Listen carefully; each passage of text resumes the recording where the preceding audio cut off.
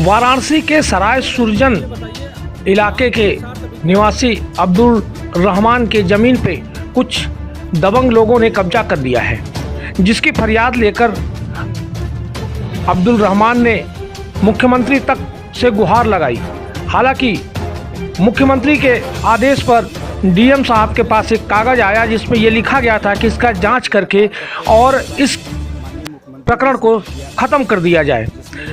DM महोदय ने जब उसकी जांच एसडीएम के जरिए लेखपाल से करवाई तो लेखपाल ने जो पहले रिपोर्ट लगाई थी उसमें यह दर्शाया था कि यह ज़मीन अब्दुल रहमान का ही है, लेकिन जो लोगों ने कब्जा किया था उनके दबाव में आकर एक हफ्ते बाद उसी रिपोर्ट को फिर बदल दिया गया, जिसको लेकर पीड़ित अब्दुल रहमान दर दर की ठोकरें खा रहे हैं।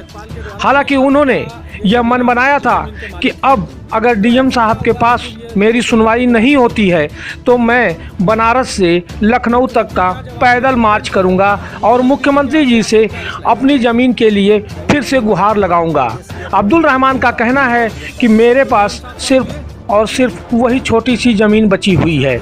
इस समय अब्दुल रहमान बनारस में ही सराय काजी मोहल्ले में किराए के मकान में रहते हैं और साथ ही साथ उन्होंने बताया कि इस गरीबी में और मेरे साथ कोई नहीं है, मैं दर बदर ठोकरें खा रहा हूँ। प्रशासन भी मेरी मदद नहीं कर रहा है क्योंकि पैसे के बल पे जहाँ भी मैं जा रहा हूँ वहाँ पे वह लोग मुझे न्याय नहीं देने दे रहे हैं।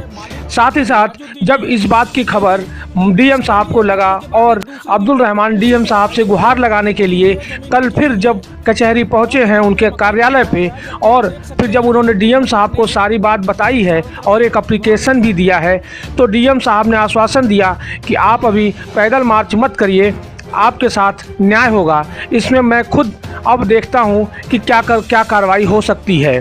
पीड़ित ने साथ ही साथ मीडिया वालों से भी गुहार लगाई है कि इस ज़मीन के टुकड़े को दिलाने में मीडिया वाले भी मदद करें और उन्होंने यह भी कहा कि अगर डीएम साहब से मुझे जो आश्वासन मिला है, अगर वह 2-4 दिन के अंदर मेरे ज़मीन के ऊपर कोई कार्रवाई नहीं होती है तो 10 तारीख को माननीय मुख्यमंत्री जब बनारस आएंगे तो मैं उनके सामने भी जाऊंगा। अगर यहाँ मुलाकात नहीं होती है तो मैं सीधे लखनऊ जाऊंगा, वो भी लखनऊ में पैदल मार्च करूंगा और रास्ते में जितने लोग मिलेंगे मैं सबको बताते हुए जाऊंगा कि मेरे साथ अन्याय हो रहा है। लेकिन मुझे मुख्यमंत्री योगी जी के ऊपर पूरा भरोसा है कि मैं अगर उनसे मिलूंगा, उनके पास जाऊंगा तो मुझे न्याय ज़रूर मिलेगा।